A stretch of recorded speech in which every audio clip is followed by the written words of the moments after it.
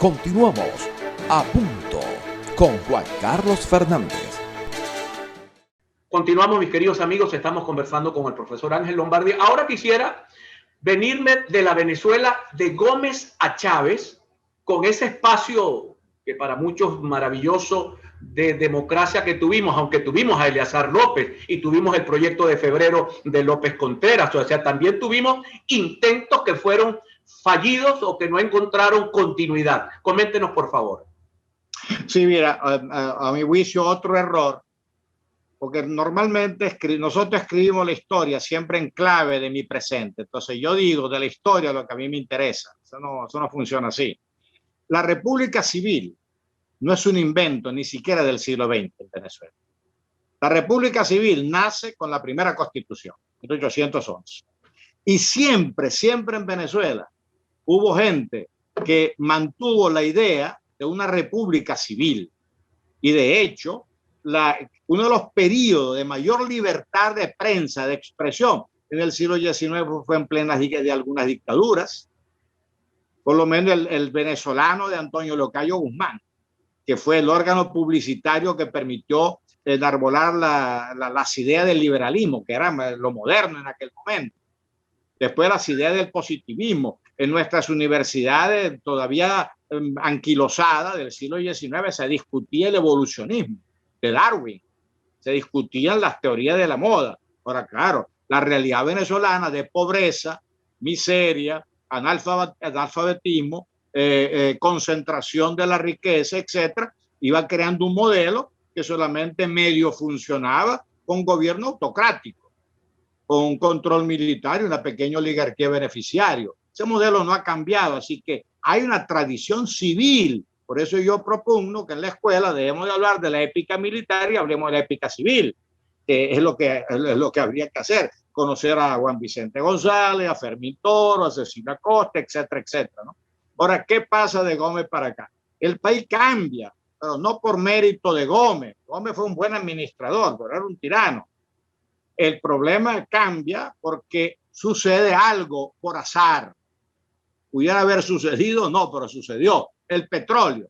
Eso no lo decretó nadie. Estaba allí. Y en ese momento el petróleo se convierte en el motor de la historia como energía en el mundo contemporáneo, ya empezando en la Primera Guerra Mundial.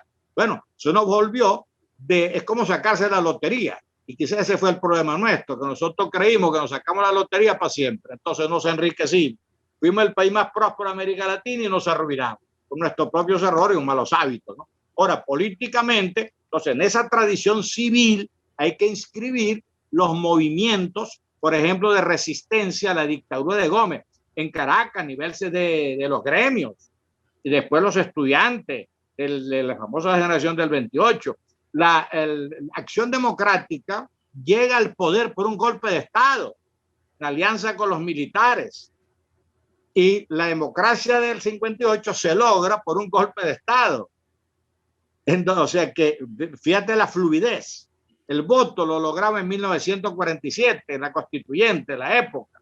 Ahora, el periodo más largo democrático, para mí eso es lo que marca realmente la diferencia con el pasado y el futuro, el periodo más largo en donde por primera vez en nuestra historia se eligió un presidente civil y terminó el mandato, que le legó la presidencia de acuerdo a la Constitución a otro presidente civil que también terminó su mandato, y que en ese sistema por la Constitución se volvió a elegir a otro presidente civil de la oposición y que termina su mandato. Eso es lo que marcó la diferencia, que logramos crear una estabilidad civil democrática en la República, bueno, interrumpida por una elección, por una persona que no estaba preparada para administrar la crisis. Por eso, para efectos míos, y esto voy a escandalizar, para efectos míos, entre el chavismo y AD, o el populismo del siglo XX y el chavismo del siglo XXI, hay una continuidad. Se alimenta de las mismas masas, o sea, de la ignorancia, la necesidad, la carencia, con los mismos planteamientos, porque la raíz de Acción Democrática era socialista, socialdemócrata, marxista, y la raíz del chavismo, o sea, era militar, pero fue arropado por la tendencia marxista de la izquierda venezolana histórica. Entonces hay una continuidad. Ahora, esa continuidad no se quiere ver porque antes estábamos bien y ahora estamos muy mal. Es el mismo país, seguimos teniendo petróleo, pero con una pésima gerencia y una pésima administración. Entonces, en esa continuidad hay responsabilidad de las élites, hay responsabilidad de las circunstancias y hay responsabilidad de cada uno de nosotros. Pero evidentemente las élites y las clases dirigentes. Profesor, cuando estamos grabando este programa se cumple el aniversario del 27 de febrero, que parece que fue un hito importante, el llamado Caracazo.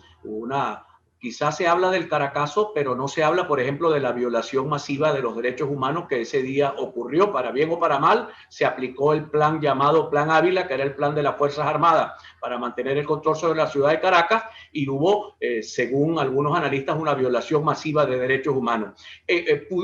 Pudo haber sido digamos, el febrero de Luis Herrera Campins, digamos, aquella devaluación masiva cuando nos dimos cuenta que la botija estaba más vacía que llena. Luego la fractura del Caracazo, los sinsabores que dejó ese día, poco los errores de aquella élite que gobernaba la Venezuela hasta el 98, que nos trajo a lo que tenemos ahora. Claro, mira, Juan Carlos. Es muy sencillo. Vamos a imaginar el tablero del carro. Se te prende la luz roja de que la gasolina se está acabando o la luz roja de la batería. Pero en Venezuela se prendieron todas las alarmas. O sea, el tablero venezolano funcionó, la sociedad, dando sus señales, funcionó. En el 83 se inició la devaluación. Esta brutal devaluación de hoy empezó en 1983. Ahora, claro, como todas las devaluaciones, empieza tímidamente y a medida que pasa el tiempo y no se resuelve, se vuelve hiperinflación. Pero desde el 83 venimos devaluando la moneda. Ahora, claro, no es las proporciones de los últimos años, evidentemente. En el 89, eso fue inducido por los cubanos, la izquierda venezolana, o sea, desestabilizar, porque se daban cuenta que el país no venía bien. Fue inducido. La respuesta brutal de las Fuerzas Armadas, claro, ahí se conculcaron todos los derechos humanos, pero ¿por qué? Porque ponen a reprimir un movimiento en parte espontáneo, en parte inducido, a unos soldaditos que no están preparados para reprimir. El ejército no está preparado para reprimir manifestaciones. Entonces tú dejabas en la esquina 3 soldaditos, en otra esquina 2 soldaditos, bueno, lo que veían le disparaban. Entonces, bueno, se fue una brutalidad, pero a mí hizo una reacción irracional por miedo, porque recuerda el histerismo de la gente que tenía miedo que le asaltaran sus quintas y sus urbanizaciones. Después viene una conspiración que venía del año 83 y se manifiesta visiblemente en el 92. Después viene un proceso de destitución de un presidente muy polémico, discutible. Después viene un interinato sin poder de gobernabilidad de Velázquez. Después viene un Caldera envejecido que fragmenta al mundo político y elimina prácticamente su propio partido. Después viene aquella caricatura de que cualquiera podía gobernar Venezuela, cantantes, Miss, etcétera, ¿no? O sea, una irresponsabilidad. Bueno, el aventurero militar que tenía dotes de líder, buen orador, llegaba a la gente, su estilo populista, etcétera. Bueno, la coyuntura, él salió de la cárcel, Chávez salió de la cárcel como abstencionista. ¿Quién lo convence? Otros, pero básicamente se le atribuye a José Vicente Rangel y a Miquilena que le dieron el hueco político al potencial de Chávez. Bueno, y Chávez gana. Y en el 2002, el todopoderoso presidente Chávez es destituido por su alto mando por teléfono. Después vinieron las torpezas que vinieron en 2 días, 3 días, ¿no? Entonces él regresa, aprende la lección y se blinda. Empieza a dividir las Fuerzas Armadas, empieza a crear su propia oligarquía sobre el modelo cubano castrista, porque Fidel en ese sentido fue realmente el gran mentor en términos teóricos generales, ¿no? Entonces, bueno, esa es la historia.